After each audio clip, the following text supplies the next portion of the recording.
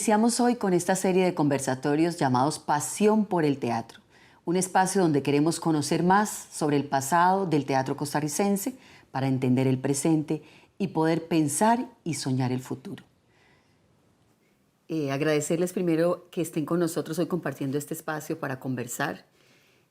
Para nosotros es muy importante tener esta posibilidad de tertuliar un poco sobre la historia del teatro costarricense. Queremos conocer mucho sobre el pasado, porque creo que es una manera también de vincularlos con el presente y poder entender mejor cuál es nuestra posibilidad de incidencia en el futuro. Hoy me gustaría que conversáramos un poco sobre el papel que ha jugado la institucionalidad costarricense en la formación de los artistas del teatro. Todo esto que estamos haciendo es para entender un poco también el fenómeno del teatro en Costa Rica.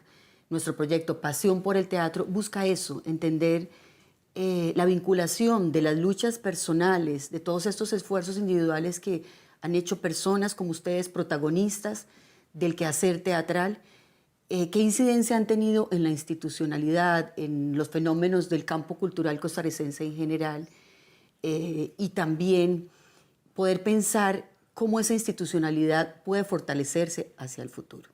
Entonces es un poco el pasado, el presente y el futuro, la perspectiva de la que me gustaría que conversáramos hoy. Para empezar entonces eso, ¿cómo leen ustedes esa institucionalidad en sus vidas? La escuela, la formación y la experiencia profesional. Sin el Estado creo que nunca se hubiera desarrollado en un país con el desarrollo económico y con la historia nuestra. Desde el puro inicio de la formación del Estado costarricense, crea el primer teatro, el Teatro Mora, crea el segundo teatro importante, el Teatro Nacional, las municipalidades igual en San Ramón y en Cartago. Es decir, sin la presencia del Estado, difícilmente se hubiera desarrollado la actividad teatral en Costa Rica. Y es muy importante el papel de las universidades, ¿verdad? Ya lo hablábamos un poco antes, con la presencia de Lucho Ranucci y la formación del teatro universitario, que de ahí vienen los profesores y la gente que va a trabajar más adelante en el Arlequín. Pero la gran impulso al teatro en cuanto a público y llegando a todos los rincones del país lo hace el Ministerio de Cultura y con el apoyo del Ministerio de Educación y de Transportes, aunque suene raro, cuando se crea el ministerio en los años 70. Pero antes de eso viene como un proceso de trayectoria también de esa institucionalidad. ¿Cómo esa institucionalidad los acercó a ustedes al mundo del teatro, Luis, por ejemplo, en tu caso? Bueno, yo estoy muy de acuerdo con lo que dice Mimi. Hay una cosa que es hasta medio paradójica. No solo los grupos, digamos, ligados al Estado han sido fundamentales en el desarrollo del teatro, sino que en cierto sentido y muchas veces han sido vanguardia, hasta de tipo ideológico. Yo recuerdo la actividad de la compañía y del teatro universitario, cuando nosotros íbamos a México con montajes como Puerto Limón, lo que les extrañaba que una compañía oficial montara ese tipo de obras. Y lo mismo... Y que desafiara el poder político con muchos montajes. Con mucha libertad se trabajaba. Había bastante tolerancia, aunque lógicamente que había que dar la pelea. Siempre pasa eso. Pero lo que quiero decir es que no solo han sido determinantes, sino que han creado un clima que fue muy importante para nuestro desarrollo. Hablo de esta palabra, tolerancia.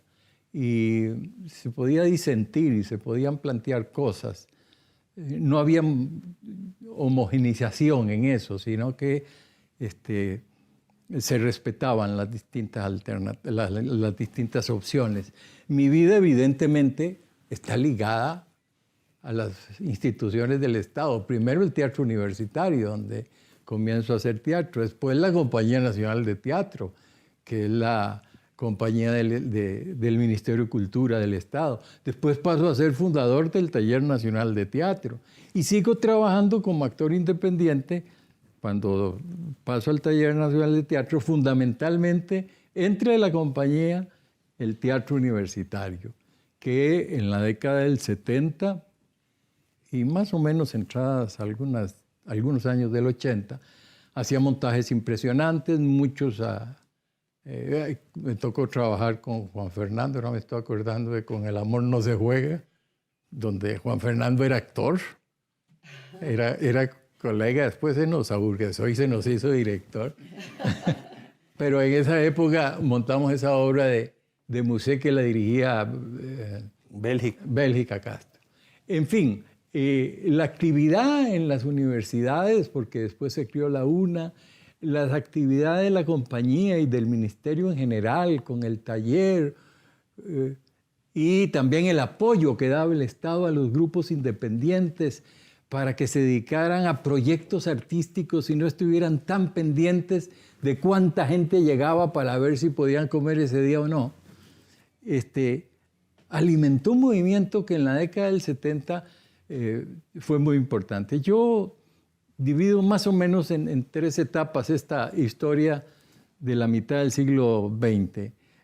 La primera etapa que arranca con Lucho Ranucci, que después la consolida Jean Moulin con el Arlequín, que es una época de un gran impacto, pero sobre todo a un nivel intelectual, cultural, de élite, de gente sensible, pero de clase media alta, fundamentalmente. Pero se consolida como un campo cultural específicamente ahí porque se juntan las artes plásticas, y no solo eso, la literatura. porque es que a eso voy. La calidad del repertorio es de primera línea, porque es gente muy interesada, que sale del país, ve espectáculos. Entonces se preocupa porque los títulos que aquí se presentan, en su mayoría sean títulos de trascendencia y de actualidad. Eso crea un clima intelectual que hace que el teatro incluso absorba otras actividades como la pintura, la escultura. Es impresionante y la leer los registros de prensa de todos esos montajes. Todos los periódicos tenían periodistas culturales y hacían siempre crónicas, críticas, entrevistas, pero era permanente. Ese clima por decirlo así, de jerarquía cultural que adquirió el teatro, en la época del 70, con la fundación de la Compañía Nacional de Teatro y gracias a todo lo que se había hecho, se transforma en un movimiento masivo. Yo creo que en la década del 70, si algo tiene de oro, es que la gente de Costa Rica descubre el teatro como fenómeno artístico. En cualquier rincón del país. Y en cualquier rincón del país empieza a haber teatro. Eso es súper importante porque este momento creó un público receptor muy, muy importante. Uno ve en varias cosas de las artes hoy día, en los últimos 10, 15 años, cuando empezaban acá CINEM, el Sistema Nacional de Educación Musical, vino Midori, la famosa violinista, para ver, ella tenía algo semejante o tiene algo semejante en Asia. Y ella dijo, cada escuela que ellos abrieran por 50 estudiantes, con suerte llegaba 10 para audicionar. Acá, cada escuela que abrieran por 50 estudiantes, llegaban 250. O sea, hay algo en el público receptor de este país que no ve el arte como algo decadente, ve el arte como algo enriquecedor de la vida, que podemos analizar desde el punto de vista del nivel de pobreza o el tipo de pobreza o el hecho de que aquí hay una caja de seguro social, no sé. O sea, hay muchas, pero yo creo que también eran porque en esta época, por medio de los viajes a todo el país, a los rincones, empezaban a crear públicos receptor. Un niño que ve una obra cuando tiene 10 años, llega a ser un adulto que va al teatro. Totalmente cuando es un adulto. Pero Jody, lo que estás diciendo es tan cierto que una cifra no lo puede señalar. La Compañía Nacional de Teatro en aquella época hacía las temporadas al aire libre. Se construían teatros especiales, grandes teatros de madera. Cabía 1.500, dependiendo, de 800 a 1.600 personas en esos teatros que se hacían. En una temporada en el Museo del Aire Libre, entre 250.000, 300.000 personas en 3 meses. Estamos hablando que asistían al teatro alrededor de 80, 100.000 personas al mes. Es decir, la proporción es ¿cuál era enorme. el tipo? Hacíamos 2 funciones diarias. Público, estudiantes, ¿verdad? En las tardes y de todo el país en las noches. Gente que venía de Guanacaste, por ejemplo. Creo que es interesante retomar el tema de cómo se gestionaban esos públicos, o sea, cuál era la posibilidad que tenía la gente de llegar al teatro en ese momento? ¿Cuáles eran los apoyos? Que Una se dieron? organización ¿Cuánto costó las entradas? costaba, no me acuerdo, Exacto. pero era Pequeñito. pequeñito, ¿verdad? Costaba, era mucho más barato que el cine. Muchísimo más barato que el cine. En el cine. Pero claro, eso era también un gancho para atraer la gente de largo que tenía que pagar el bus. La Compañía Nacional de Teatro vendía el boleto con bus incluido, refrigerio y asiento desde Liberia. por Era un ejemplo. combo. Era un combo. Y la gente venía de Liberia a ver una función, ¿verdad? Y se veían las colas alrededor del Teatro Nacional o alrededor del Museo Nacional cuando el teatro al aire libre estaba ahí. Entonces sí, había un público masivo. La compañía llegaba a los grandes cantones, pero los grupos de jóvenes llegábamos a los distritos, a los asentamientos campesinos. Ahí íbamos a hacer función. Yo me acuerdo con Luis Fernando de estar dando función en Parrita, por ejemplo, ¿verdad? Y con un abanico, que no venía al caso, para poder eliminar los mosquitos que por las luces nos entraban en la boca cuando estabas hablando. Entonces, abanicábamos para que los insectos atraídos no nos impidieran hablar. En esas condiciones trabajábamos. ¿Qué se negoció en ese momento? ¿O cuál fue la oferta que se hizo para cerrar el teatro al aire libre, que siempre se habla como un espacio maravilloso y de muchísima convocatoria? Porque finalmente ustedes accedieron a que ese espacio se cerrara, o cuál era el papel que ustedes podían jugar en ese momento de liderazgo. En ese momento ninguno. Fue Sí, un porque momento que fue- quedó descabezada la Compañía Nacional de Teatro, que hubo cambio de gobierno, ¿verdad? Y que se le devolvió el espacio porque lo exigió legalmente la Junta Directiva del Museo Nacional. Pero el gran fenómeno del Teatro del Museo fue en una parte del Museo Nacional. Y las autoridades del Museo Nacional pues, no querían que se hiciera teatro. ¿Dónde está la ¿eh? entrada ahora? Y ahí había una gradería de 800. Y en un determinado momento lo exigió y las autoridades estuvieron de acuerdo. Y eso mismo exactamente pasó con el Teatro Juan Enrique Acuña, el único teatro para muñecos que ha existido, Es cierto. creado por el Ministerio Es de cierto. Cultura, y el Museo Calderón Guardia reclamó ese espacio y ahora en este momento es una bodega de Es una escobas en vez de ser el teatro que fue. O sea, Pero digamos, en este una ejemplo cosa- que estás poniendo. Sí. Perdón, pero como que por accidente hemos caído en la parte perversa de la institucionalidad en cuanto a la actividad cultural, porque tenemos dos casos de teatros cerrados por museos, con lo que eso es muy extraño. Sin embargo, no es que sea la norma dentro de la relación de la institucionalidad con la producción cultural, pero existe latente ese riesgo siempre, ¿verdad?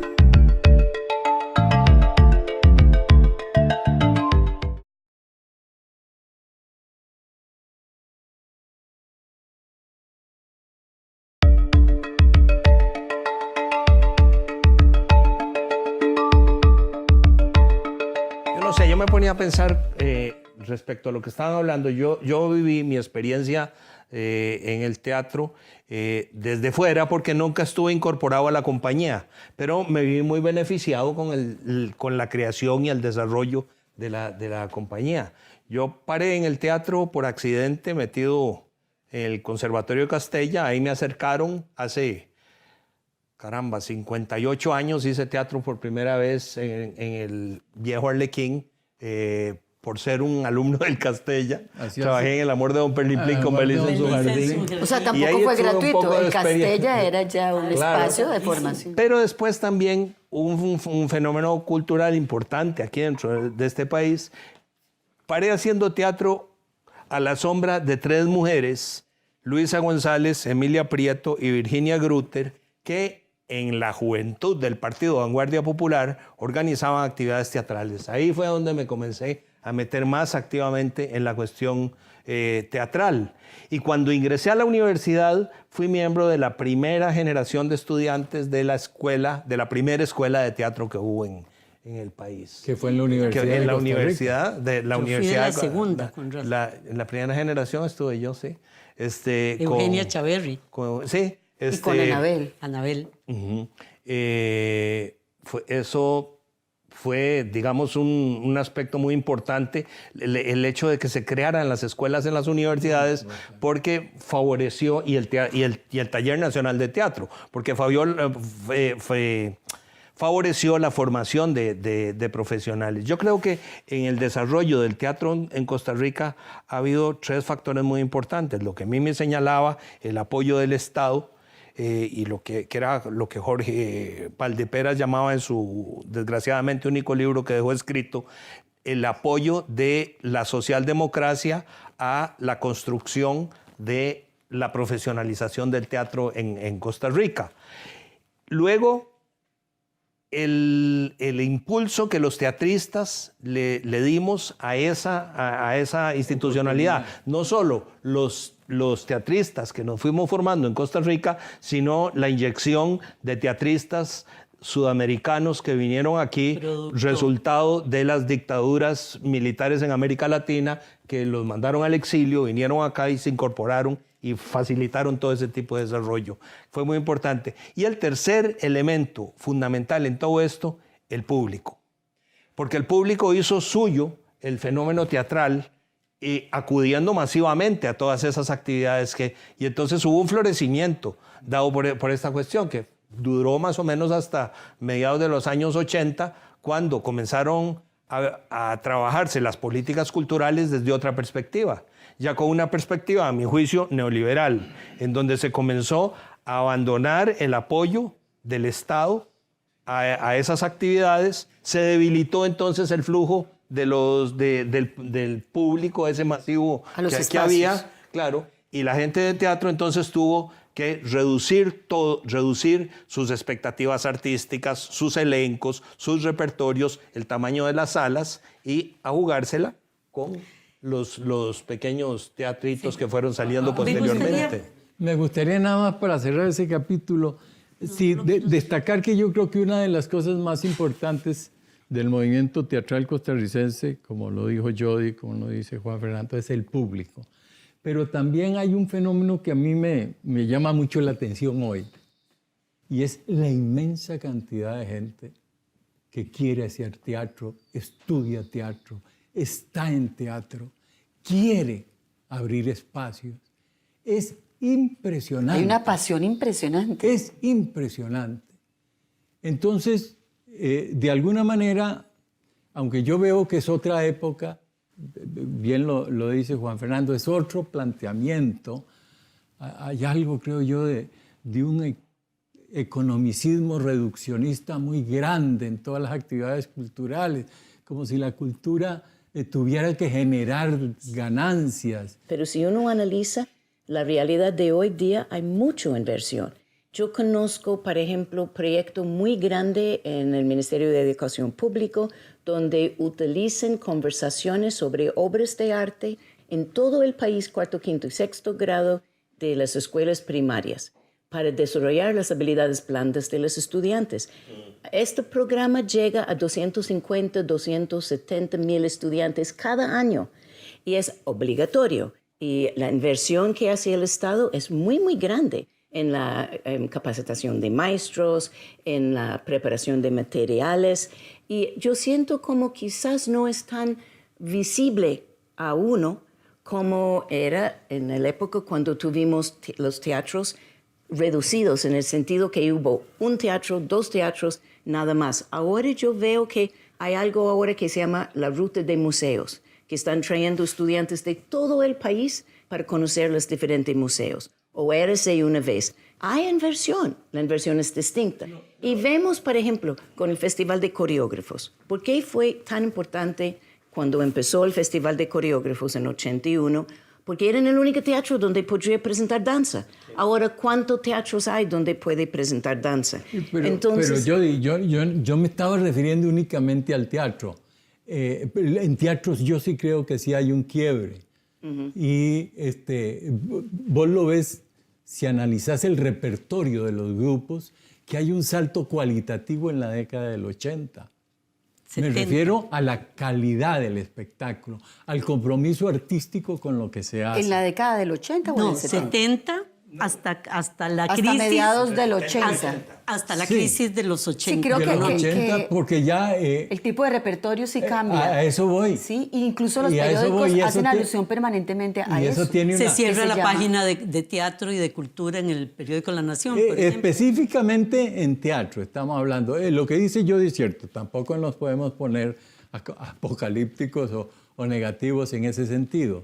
Yo me refiero únicamente al fenómeno teatral porque la pérdida de independencia económica de ciertos grupos los lleva a pensar más en la taquilla que en el proyecto artístico. Entonces, la línea de repertorio también cambia. Ojo, yo no soy nadie para decirle a una persona qué es lo que tiene que hacer y qué es lo que no tiene que hacer.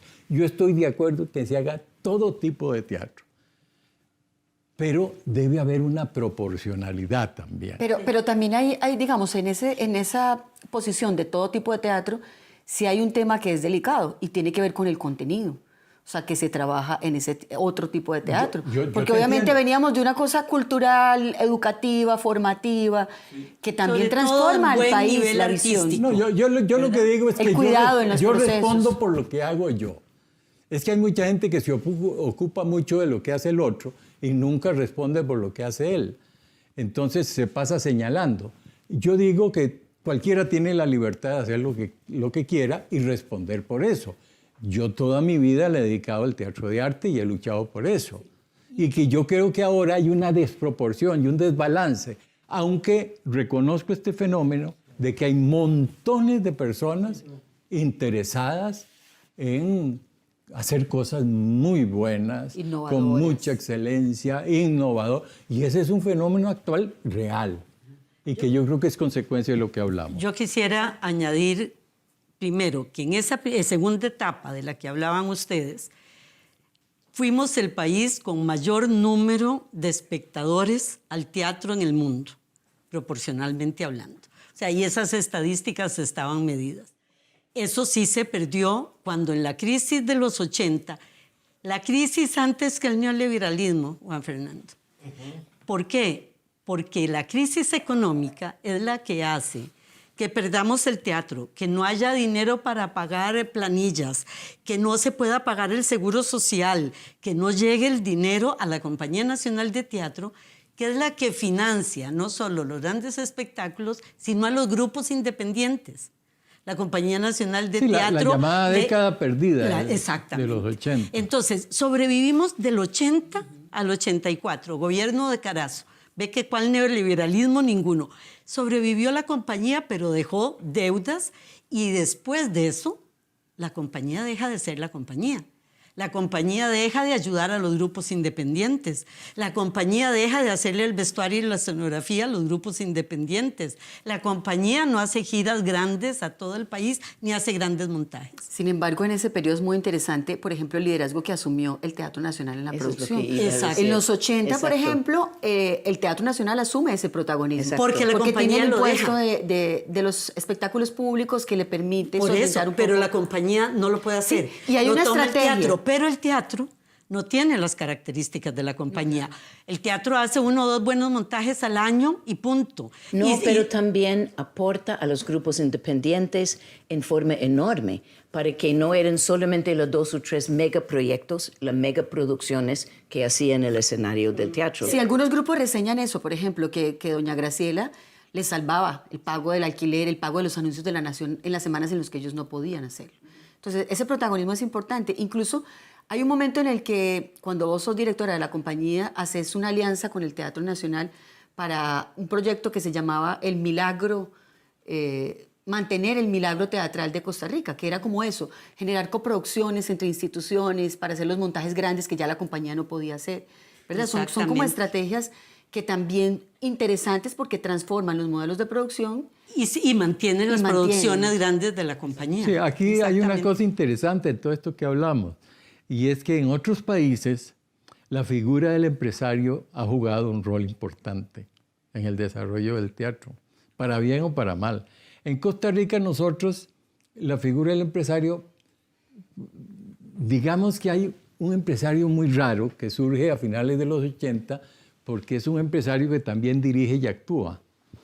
no es el empresario, ¿verdad, Lucho? Si no es solamente la parte comercial. Ahora, por ejemplo, ahora, lo quiero destacar porque a mí me parece importante en este momento, la figura de don Steve Aronson, que es un hombre culto, que es un hombre amante del teatro, se lo ve, que él quiere el teatro.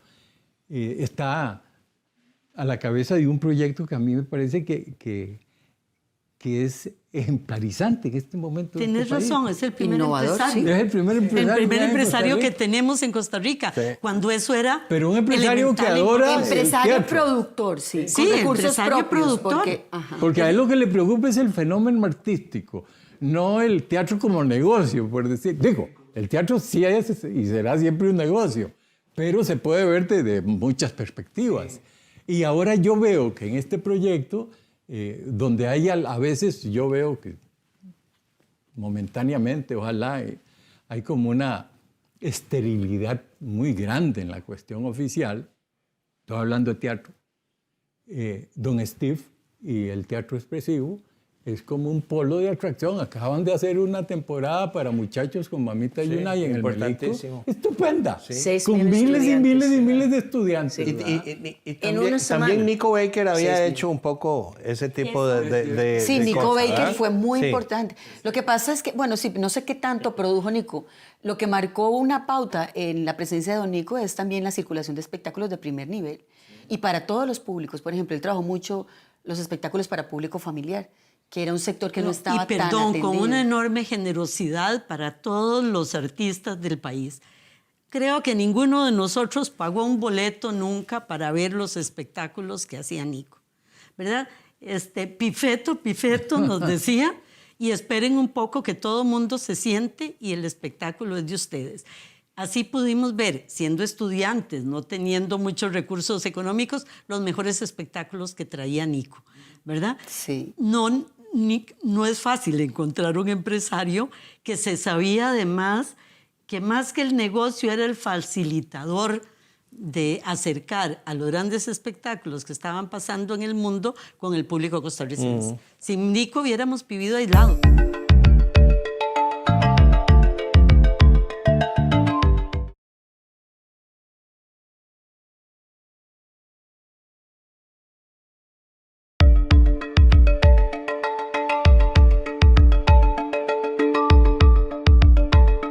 Creo que hay una cosa muy linda que surge también de estos conversatorios y entrevistas, es como la necesidad de reconocerle a muchas personas importantes. Lucio Ranucci, ¿verdad? Que ahora con la publicación de doña Olga Marta queda muy claro también el papel que él cumplió con el Jean teatro Moulart, universitario. que decía- Don Jean Moulart, por ejemplo. Esteban toda esa- Pauls, que lo nadie le generoso reconoce. que fue don Jean también en dedicarle su vida entera, esa dedicación casi exclusiva a la producción del Teatro Arlequín.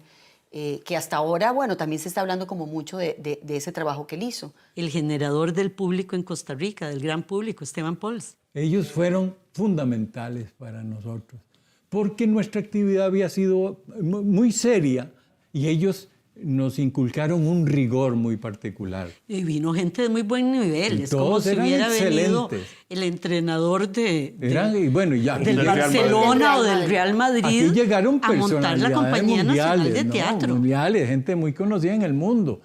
¿verdad? El Como- mismo Esteban, por Sí, Dios. Esteban, reconocido Atahualpa en España. del Chopo. Atahualpa del El Chopo. señor Fedler. Oscar Fessler. Fedler. Era gente Santiago, de mucha trayectoria. Santiago García. Sí. Y actores muy buenos, excelentes, argentinos, bueno, los Catania, pero los actores chilenos que llegaron en el 70, los uruguayos, bueno, y ya Jody Questica, pero de ahí, norteamericanos también trabajando con nosotros, ¿verdad? Es decir, hay que reconocer que esa inmigración fue fundamental. O sea, que yo E quiero incluso- mencionar entre los propiciadores también, porque que no lo pasemos así, a don Arnoldo Herrera, porque la creación del Conservatorio de Castella también fue un semillero importantísimo para el desarrollo de la actividad teatral, ¿no? En esa primera generación que estás diciendo vos que conformaste en la Escuela de Artes Dramáticos, que eso fue en el 68, ¿no? 69. 68, 69. Había montones de exalumnos del del Castella. En la ahí. formación de la compañía inicial, en el grupo inicial, es con los estudiantes del Diriagén Castella. Rodríguez, Rudolf Güedel, Arabella Salaver. Es que Roxana muy estuvo bueno, en el todos fueron Castella. alumnos. Roxana míos. Roxana Campos. Roxana Campos. El Castella es fundamental en el desarrollo del teatro también. Creo que es importante aquí retomar también el tema de el rol que hemos jugado muchos de nosotros en la institucionalidad, ¿verdad? Asumir una institución pública es un reto súper importante. Y cuando uno asume un compromiso de esos, uno sabe que marca una pauta país. Las compañías, el Teatro Nacional, en el caso de Jody, la escuela, las escuelas de teatro, ¿verdad? Uno llega con un montón de ideas, de sueños, pero se topa con unas dificultades. En el caso particular de ustedes, ¿cuáles fueron esos objetivos que creen pudieron desarrollar? ¿Cuáles fueron sus frustraciones también en el paso, en el paso por esas instituciones?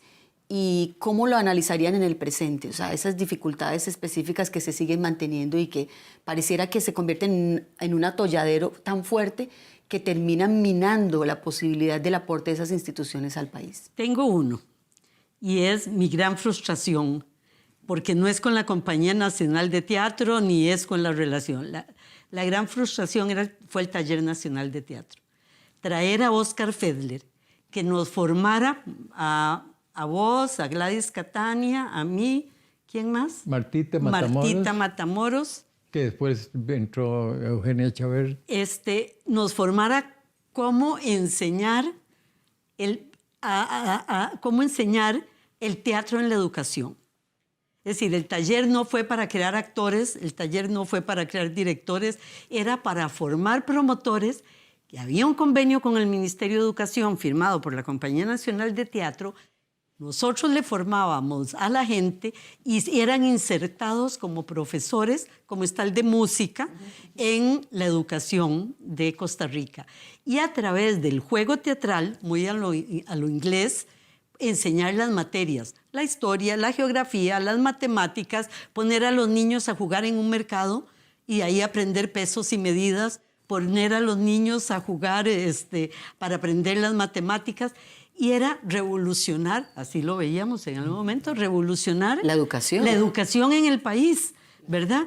Y además crear imaginación en los costarricenses y que se atrevieran a jugar con su imaginación y con su cuerpo. Entonces, era apasionante lo que iba a hacer el taller. Y una vez que el taller ya estaba formado, que tenía alumnos maravillosos y listo, de nuevo, crisis de los 80, se rompen relaciones entre Ministerio de Educación, Ministerio de Cultura, no hay dinero para contratar a los nuevos promotores, es sostener la educación en lo que hay, ¿verdad? Y ese proyecto queda de lado. El principio del 2000 cambia la estructura drástica del apoyo del Estado en el teatro por dos cosas. Uno fue la primera ley del Teatro Nacional, que recuerde, cuando Graciela estaba encargada del Teatro Nacional no existía ley de Teatro Nacional. No hubo una estructura jurídica que era en Teatro Nacional. Entonces eran una libertad maravillosa de lo que podrían hacer. Y la ley de enriquecimiento ilícito. Esa, Cuando yo era todo. la directora de Teatro Nacional, no me permitía iluminar una obra. En lugar de decir, maravilloso, tenemos una persona de teatro allá, al cabeza del Teatro Nacional, o sea, ya no podría hacer nada más de cosas administrativas, que yo tenía que encontrar cómo promover cosas artísticas por medio de la parte administrativa. Y hicimos mucho, creo. Pero la ley de enriquecimiento ilícito en el arte es espantoso. En realidad en el país. O sea, ¿cuánta gente de las artes han estafado grandemente al gobierno o al país? O sea, no. Entonces, siempre hemos sido paupérrimos. Hemos vivido no, con lo era mismo. el contrario, exactamente el contrario. Miseria. Yo recuerdo una vez cuando era tan difícil, María Bonilla y yo quisimos dirigir una obra en el Vargas Calvo, después de que yo era directora del teatro. Y entonces, toda la burocracia que tuvimos que hacer fue tan difícil que los dos decidimos, vamos a hacerlo gratis. Entonces fuimos a decir, ya tenemos la resolución, no queremos ser remunerados. lo hacemos gratis para que no haya estos problemas. No, es ilegal trabajar gratis por Sí, el claro. gobierno. O sea, llega al punto, esta es mi frustración. la inmovilidad. La maravilla fue que me dieran plata para ejecutar. O sea, cuando yo era directora de teatro, ejecuté hasta casi 97% del presupuesto, que es maravilloso en el gobierno, Impresionante, que claro. nosotros descubrimos como con 1 año y medio de anticipación hacer esto y otro y lograr comprar el piano y cambiar la cúpula y hacer todas estas cosas. Pero y era muy hermosa poder hacerlo, pero la frustración es algo actual. Ahora Es resulta imposible de un lograr. pecado en este estado trabajar. Si vos querés hacer cosas, sos sospechoso. Sos sospechoso. Si vos no haces nada, está bien. Pero el problema es cuando uno quiere hacer cosas. No, y hay que ver también... Entonces, lo que yo digo es si no se debe plantear la lucha para hacer un reglamento, un procedimiento Formato, adecuado a las características de la producción artística. Pues es lo que menos, al menos lo debería intentar el Ministerio de Cultura para facilitar ese tipo de cosas. Lo que pasa es que también hay una ausencia de una propositividad por parte de los ministerios últimos que... Pero además esos ministerios, ve lo que le pasa ahora a un ministro o una ministra. Te decís, no toman decisiones. Tienen a la par a un auditor de la Contraloría General de la República que les dice antes de hacer si pueden o no hacer lo que pensaron como política. Entonces, un ministro ahora de pronto dice, quiero cambiar la política de vivienda y hacer no sé qué y no sé cuánto. El auditor dice de la Contraloría, no, no se puede, no puede. ¿Verdad? A ese absurdo hemos llegado Pues, con la ley de enriquecimiento Sí. ilícito. Yo La me acuerdo- paralización, yo me acuerdo que la mediocridad funcionando. Yo me acuerdo que Fabián Dobles decía que el mejor chofer no era el que manejaba con el freno, sino con el acelerador. Es decir, el saber cómo empujar las cosas. Lo que debería facilitar ese consejero es, si usted quiere hacer eso, ¿por qué? ¿Con qué propósito? Bueno, lo está intentando así, no se puede, entonces busque por este otro lado. Es decir, facilitar. No, pero un auditor de la Contraloría jamás lo hará. Pero miren lo que tenemos en el panorama. O sea, muchas de las autoridades, de las últimas autoridades de las instituciones del Estado de teatro han estado cuestionadas y con procesos legales. O sea, tenemos varios. Y claro, y ¿Verdad? seguirán. Entonces, y con escándalos nacionales por temas supuestamente corrupción. Y le cuesta a uno pensar que esta gente que ha estado trabajando toda la vida a la par de todos nosotros, que son artistas, muchos de ellos, o gestores culturales con trayectorias importantes, se van a exponer de esa manera. A Guido Sáenz se le uno cuestionó ve- uno- y se le acusó ante la Contraloría de corrupto. Y la Contraloría hizo un estudio de 2 años y descubrió que le debían como $500,000 o más de aquella época a don Guido Sáenz, porque había puesto de su bolsa para poder terminar proyectos y hacer cosas. En Cultural todos ponemos de nuestra Es bolsa a el la hora de efecto telón. trabajar. El efecto telón. Sabemos que X noche tiene que estrenar la obra. Pues uno puede decir en una fábrica vamos a sacar la nueva leche el día 1 de mayo. No está listo, lo sacamos o ahora como el etanol. O pasamos 1 año más tarde. En teatro no podemos hacer esto. Tenemos el concepto de que el show must go on. O sea, hay que subir el telón en X fecha a X hora. Entonces, esto es siempre lo que nosotros antes hacíamos. Ok, entonces empezamos a enseñar aunque los contratos no están listos. Dios guarde, no puede ahora. O sea, hay Te todo estas demandan. otras cosas. No, y ahora a la vez, ahora los es tan absurdo, Jody. los salarios que A mí pagan me al invitaron director de la compañía o al director de algo, los salarios... No, es por un los sacrificio personal, es un por los sacrificio personal. riesgos que uno asume, le hace a uno pensar, no sé. A mí me invitaron a dirigir en la compañía. Entonces yo acepté. Y yo les digo, ¿me pueden dar los libretos? Para llamar a los actores. Me dicen, no. No se pueden sacar las Le fotocopias. digo, ¿cómo? No se pueden sacar fotocopias. Le digo, pero ¿cómo hago yo para dirigir? Y me dice, no, hasta que Con los empiece el teléfonos. proceso. Le digo, no, pero mire, es que los actores, si yo le digo, Jody, ¿querés trabajar conmigo Voy a en la pedir un obra libreto. Pantaleón y las visitadoras? Jody me va a decir, bueno, déjeme leer para ver si lo que usted me propone Me interesa. gusta o no, de qué trata la obra. No se puede.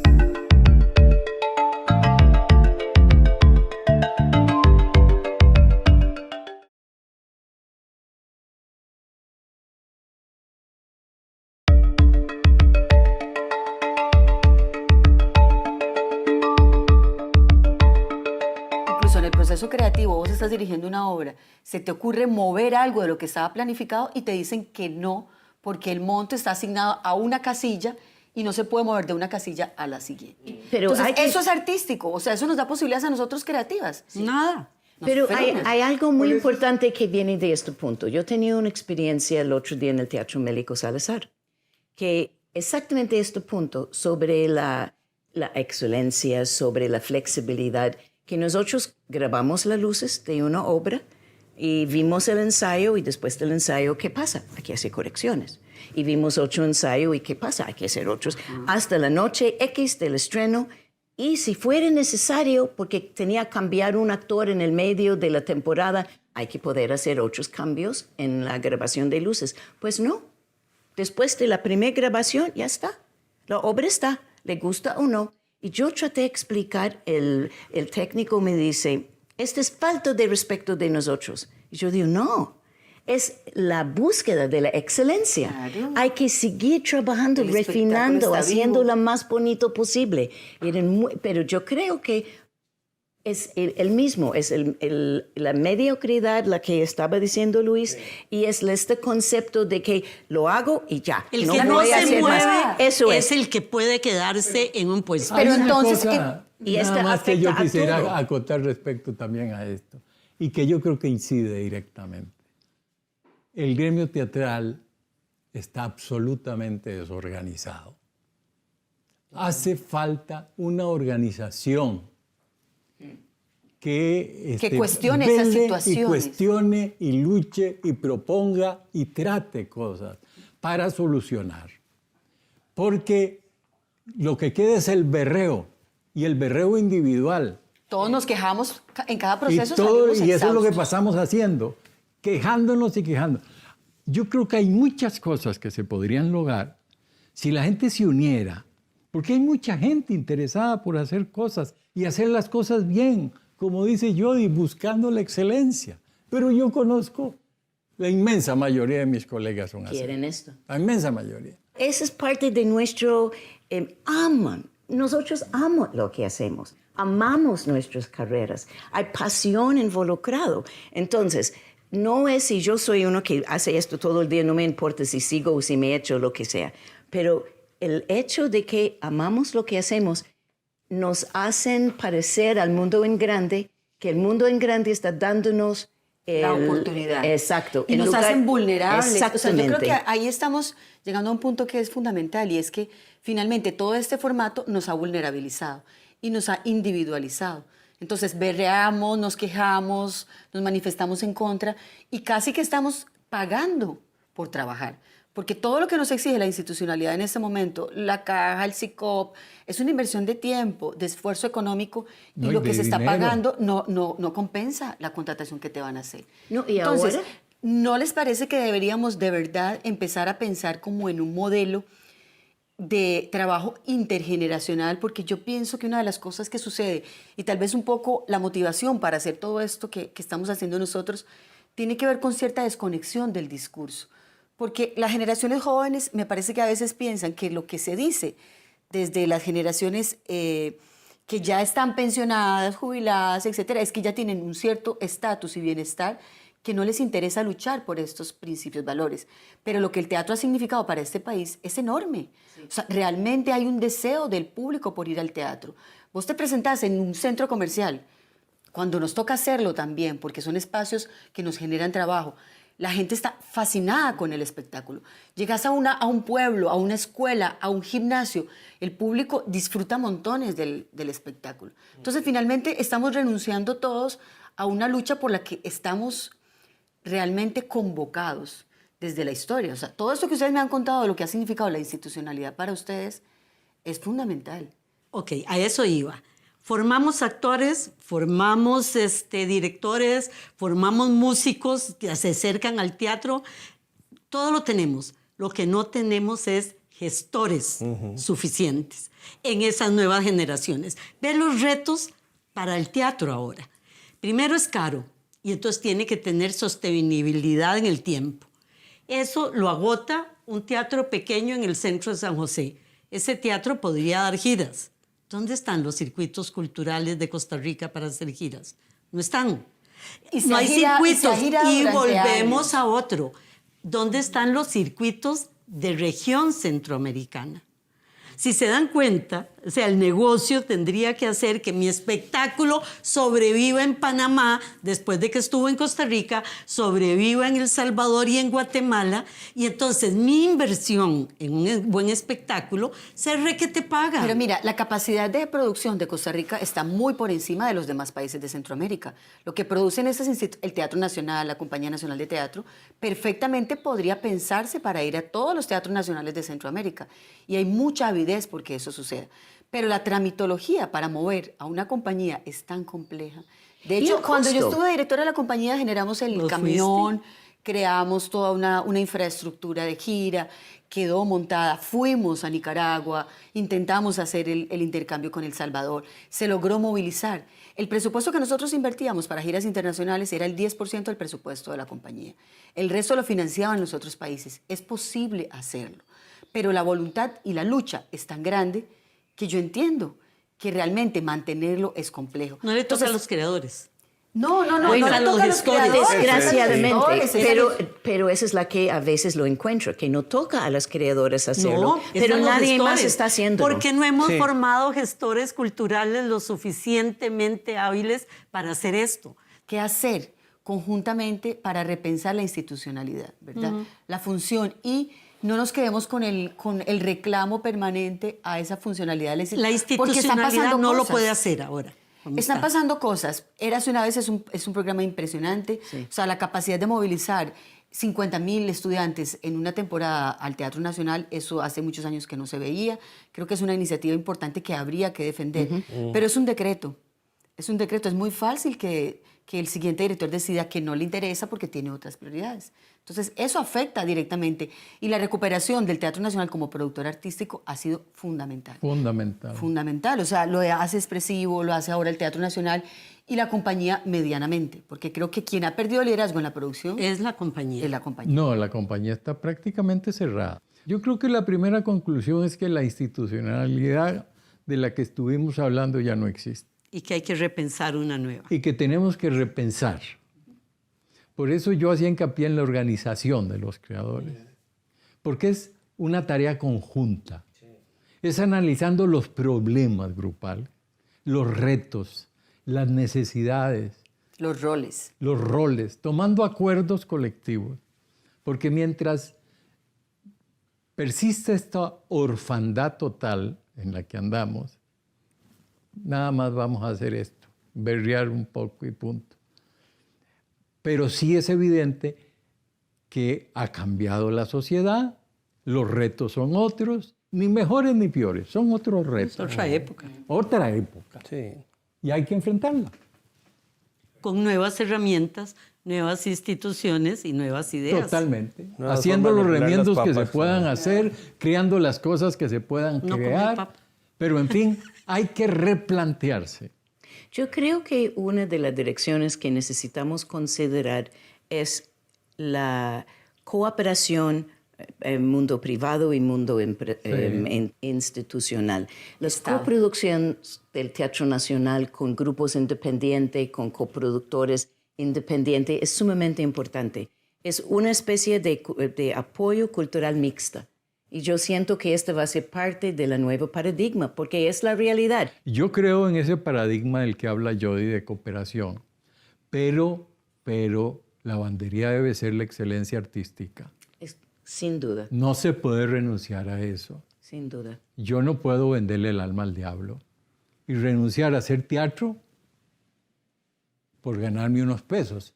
Lo que yo quiero decir es que se puede lograr esa colaboración, pero siempre habrá que mantener la lucha para mantener cierta libertad de conciencia creativa. Creo que llegamos a un punto interesante. Hay que repensar la institucionalidad, hay que repensar El las oficio. relaciones, el oficio, y de la única manera que se puede hacer es con lo que dice Luis Fernando, uniendo al sector a pensar y a proponer. O sea, ¿qué es lo que deja la generación de ustedes a las nuevas generaciones del teatro? ¿Qué es lo que ustedes le están legando? Bueno, yo no me quiero echar flores, pero yo veo un público activísimo y veo muchísima gente interesada en hacer teatro y defender proyectos y hacer cosas. Y eso no nace de un día para otro. Y perdón, la apertura al mundo. Es decir, el poder tener los mejores espectáculos del mundo aquí en Costa Rica, poder verlos, poder salir, participar en festivales. O sea, tenemos un mundo abierto que no todo el mundo lo tiene América Latina, ¿verdad? Es decir, las grandes capitales lo tienen, pero en un paísito subdesarrollado en medio de Centroamérica. Sí, o sea, el solo hecho que tenemos 4 sinfónicas, o sea, tenemos 4 sinfónicas Sí, en es un una lugar experiencia chiquitito, cualquier maravillosa. cantidad de compañías de teatro, de danza, o sea, las artes escénicas, como la que estaba diciendo de porcentualmente el público de una época. Y yo creo que eso es fundamental y es una herencia de Y tenemos la dos generación. compañías, danza y teatro, ¿verdad? Eso es importantísimo. Sí. Bueno, y hay una compañía lírica también. Es cierto que se han venido deteriorando un poco y también son instituciones que habrá que replantear y repensar. Forma parte de toda esta tarea. Sí, 2 escuelas de teatro Pero universitario tenemos 2 también. escuelas de teatro, un taller de teatro del Ministerio de Cultura. Es decir, aquí las conquistas culturales son muchas. Yo sí creo que hay que defenderlas todas, porque la experiencia me demuestra que cuando en cultura algo se cierra, no se reabre. Exacto. Bueno, agradecerles la presencia hoy en este conversatorio. Realmente nos queda un montón de ideas, de preguntas para buscar salidas, acciones concretas que permitan fortalecer al medio teatral. Encantada de tenerlos hoy aquí, tenerlas con nosotros y que ustedes puedan compartir y reencontrarse, por supuesto, que siempre va a ser un motivo de alegría. Gracias. Qué lindo.